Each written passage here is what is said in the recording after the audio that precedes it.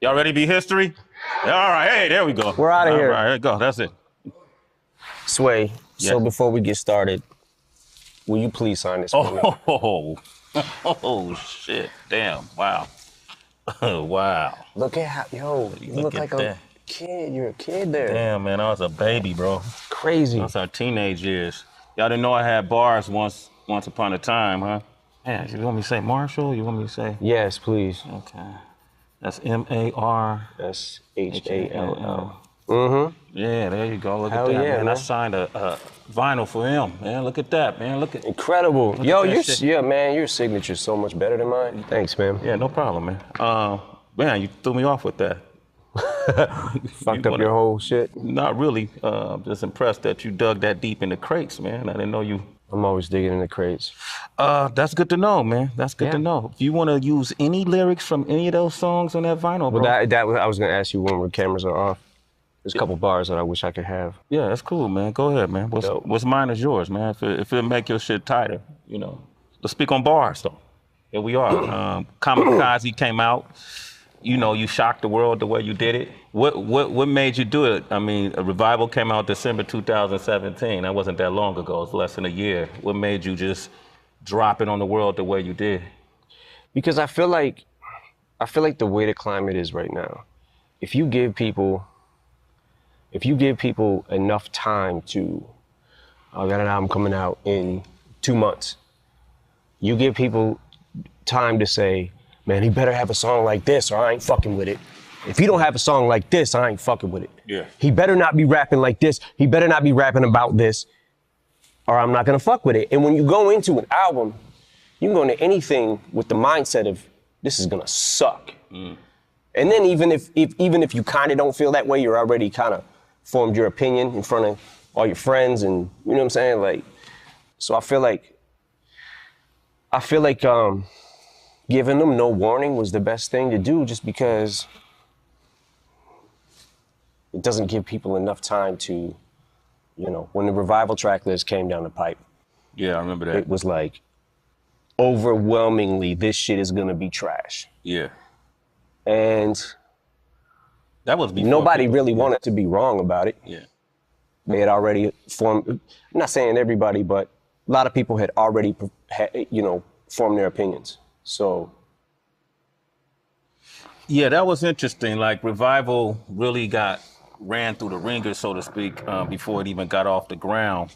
But, you know, this is that day and age. You know, it's different now, right? Yeah.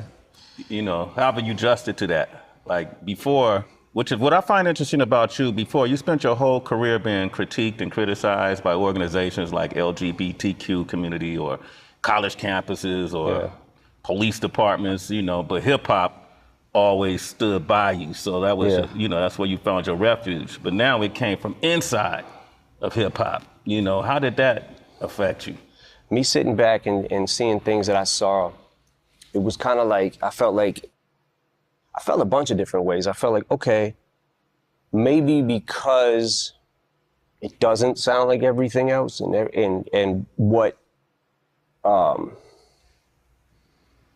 most people are doing, maybe that was what tainted their ear.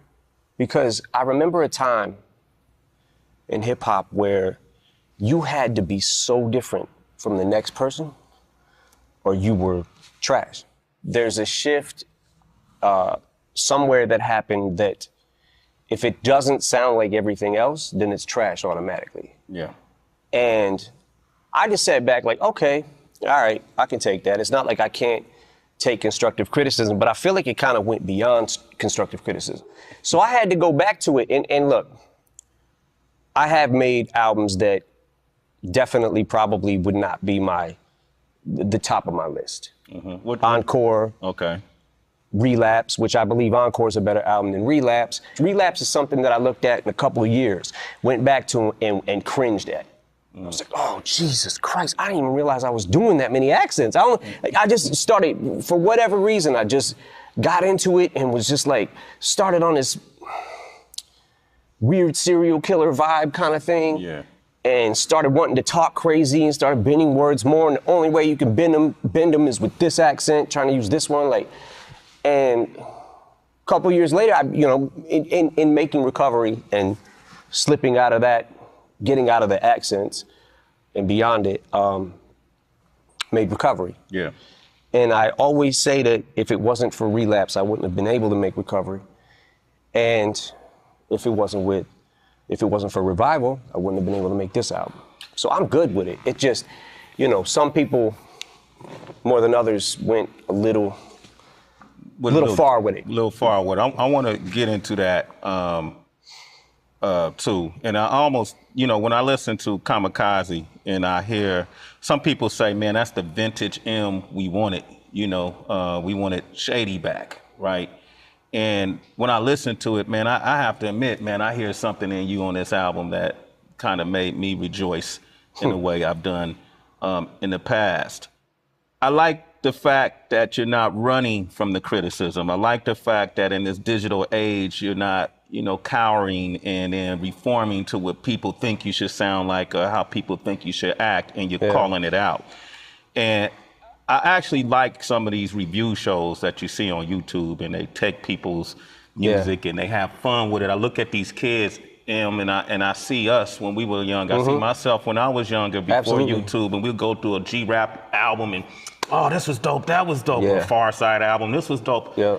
They just kind of doing that, right?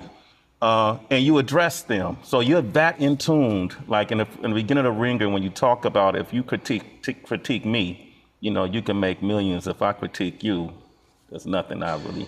Yeah, it gets into the territory where it's like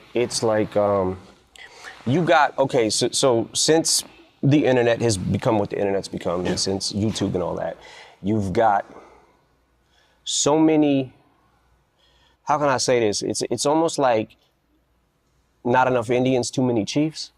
So it's like everybody on the internet, and in hip hop especially, it seems like either a rapper, a DJ, a writer, a producer, has something to do with it. And I love the fact that so many people now have been able to get on easier than it was for me or you back in the day, because we didn't have this platform. So I appreciate the platform. It's just that now you've got people that not only are doing the same thing and they can do it better, but you've got people who don't do anything and are just critiquing it. So I sat back and I'm like, okay, that's fine. People can talk crazy about me. That's fine. They should express themselves, and they have a right to. But I also get to say whatever the fuck I want about you now. Like I said, I'm good with revival. Fuck it. Because I couldn't have made this album without that. Yeah. And there is something, I'm not gonna lie, there is something inside me that is a little more happy when I'm angry. It's like, as bad as it feels to be there, there's also something about it, there's a rush of it that I like, because it inspires me to say something back.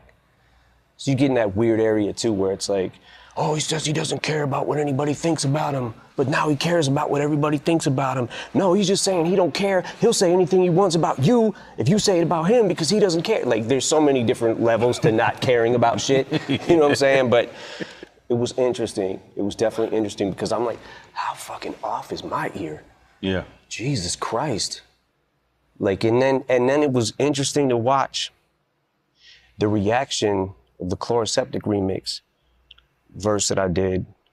Yeah, with 2 Chainz, and you put that out in January, and you touched on, you guys formed your opinion just from a track. And that's where I was at. Yeah. At that point in time, that's definitely where I was at. But I watched people going, oh, why wasn't this on Revival? Honestly, what if I said it was on Revival? You won't know, because you didn't listen probably. Yeah. But I kind of felt like, okay, I guess this is what people might want. Because I'm always stuck in that, what the fuck do people want? Like you were saying, that the old M is back and he's too old to be the old M. He can't do, like, no matter what, when I zigged, I should have zagged. No matter what, you got half and half every fucking single time.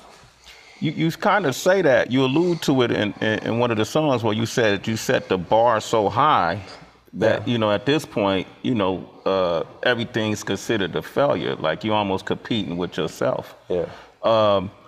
And you touch on it a lot in every song. Well, not every song, but majority of songs you touch on it, I appreciate.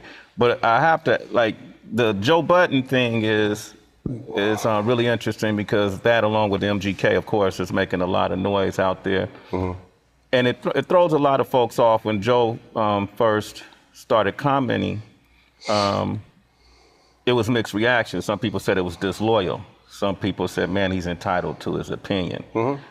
I would assume that obviously it got under your skin, considering the relationship you've had with him with Slaughterhouse. Yeah. How do you describe your relationship with Joe Budden? You went in on MGK. You guys had a discrepancy. You know, you go down the fucking wormhole of YouTube and whatever, right? So I see Machine Gun Kelly talks about Eminem's daughter, whatever, right? So what the fuck? Click on it. Like, yo, why is he? Then he starts doing a press run, basically, about Haley. I'm like, what the fuck? Yo, my man better chill, right? So that's not why I dissed him. The reason I dissed him is actually a lot more petty than that. Now I'm in this fucking weird thing because I'm like, I gotta answer this motherfucker.